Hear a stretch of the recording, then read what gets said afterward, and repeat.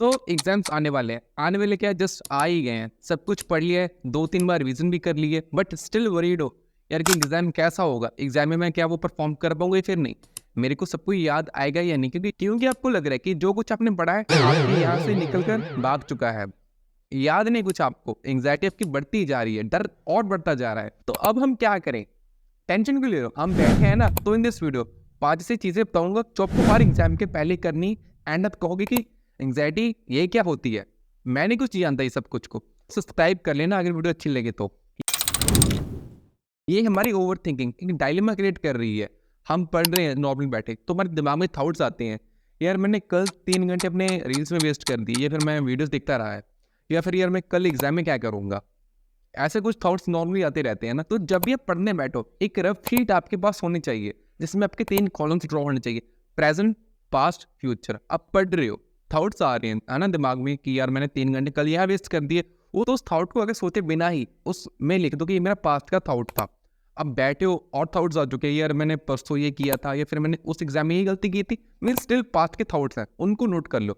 या फिर आप फ्यूचर के थॉट्स आ रहे हैं यार कि कल एग्जाम कैसा होगा, मैं एग्जाम सेंटर में सही से पहुंच पाऊंगा या नहीं, सब कुछ नोट कर लिया।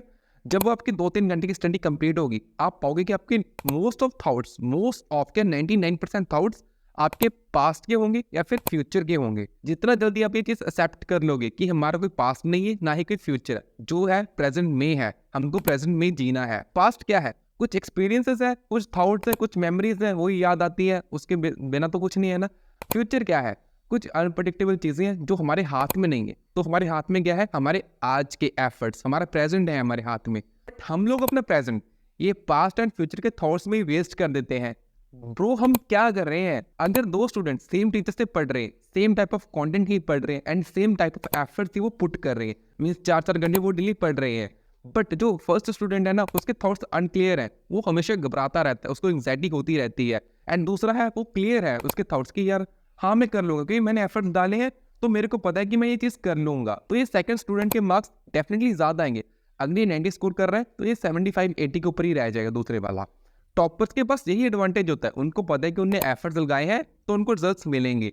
हमको खुद के ऊपर कॉन्फिडेंस होता ही नहीं है। क्यों नहीं होता है यार, मेरे को पता है आपने एफर्ट्स डाले हैं, आपने रात को बैठकर पढ़ा है, 2-3 बार रिवीजन की है ना, ट्यूशन में जाकर पढ़े हो, स्कूल में पढ़े हो, घर पर आकर पढ़े हो, अपना खेलने का टाइम अपने पढ़ाई में इन्वेस्ट किया है, तो कॉन्फिडेंस क्यों नहीं आ रहा है। तो टेंशन मत लो, आपने सच में मेहनत की है, उसका रिजल्ट आपको जरूर मिलेगा। चलो थोड़े टाइम के लिए मान लो कि आप एग्जाम देने जा रहे हो, आप अपनी स्कूल बस में बैठे हो, या फिर रिक्शा में बैठे हो, या फिर आप बाइक में जा रहे हो, जैसे भी जा रहे हो ना आप देख रहे होगे कि जो स्टूडेंट्स आपके आसपास हैं वो बुक खोली बैठे हैं उस टॉपिक की, यार मेरे को ये थोड़ी सी रिवीजन कर लूँ मैं, और थोड़ा सा और पढ़ लूँ। आप सेंटर पे पहुंच चुके हो, वहां पे आप देख रहे हो कि सब बच्चों के हाथ में बुक है एंड आपके हाथ में कुछ नहीं है। वहां सेंटर पे एक स्टूडेंट आपके पास आता है, आपको कोई दोस्त होगा, आपको कहता है कि मेरे टीचर ने हमको ये क्वेश्चन लिखाए थे कि ये पक्का आएंगे, 100% आएंगे। एंड आपको इमीडिएटली फील होने लग जाता है मैं तो ये पढ़े ही नहीं है, मेरे दिमाग से तो सब कुछ निकल चुका है, ये लीक हो चुका है यहाँ पे।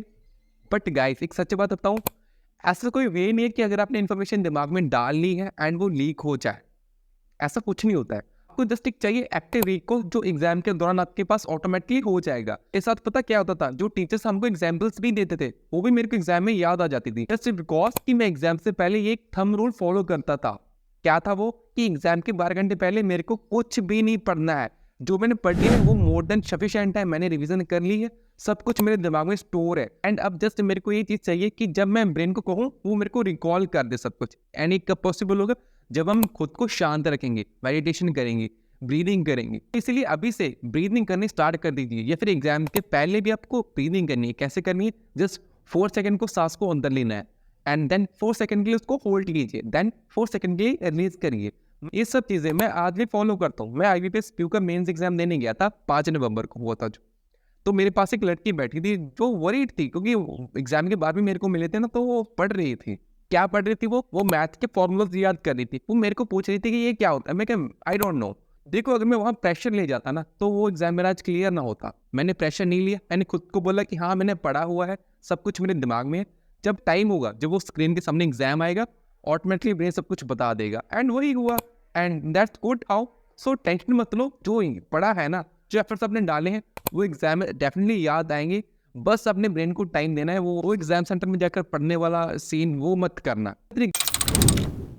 एग्जाम्स का डर नहीं होता है, डर होता है रिजल्ट्स का, कि मेरे मार्क्स कितने आएंगे। हम सब ने माइंड में एक फिगर तो सोची होती है ना कि इतने % तो मैं ले ही आऊंगा, इतने तो मेरे आने चाहिए, ये मेरी रेपुटेशन है। लिटरली यही चीज हमारी एग्जाम की एंग्जाइटी को 2 टाइम्स 3 टाइम्स या फिर 4 टाइम्स भी कर देती है। देखो आपके हाथ में रिजल्ट नहीं है, सिर्फ एग्जाम्स हमारे हाथ में है कि हम अच्छे एफर्ट्स डालकर एक अच्छा पेपर दे सकते हैं ताकि हमारे मार्क्स भी अच्छे हैं, और कुछ नहीं है ना। एंड हम लोग अपना टाइम रिजल्ट्स के ऊपर वेस्ट कर देते हैं।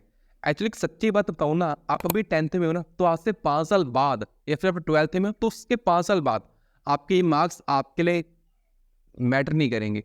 हाँ, हो सकता है आपको अपना अच्छा कॉलेज ना मिले, या फिर आप जो डिजर्व करते हो वो चीज़ आपको ना मिले, तो भी आपको ज़्यादा फर्क नहीं पड़ने वाला है। आपके रिश्तेदार होंगे वो भी भूल जाएंगे कि तुम्हें 10th में कितने थे, कोई याद नहीं रखेगा। 1-2 महीने बाद सब लोग आपके मार्क्स भूल जाएंगे। आप खुद देखो, ये 15-20 दिन में आपके एग्जाम्स निकल जाएंगे। कुछ एग्जाम अच्छे नहीं हुए तो आप क्या करोगे, रोगे बैठ कर? नहीं ना, आप पार्टी करोगे कि हाँ यार एग्जाम्स निकल चुके हैं अब। एंड आपको लगता है कि आपके पेरेंट्स आपको कुछ बोलेंगे या फिर उनको बुरा लगेगा।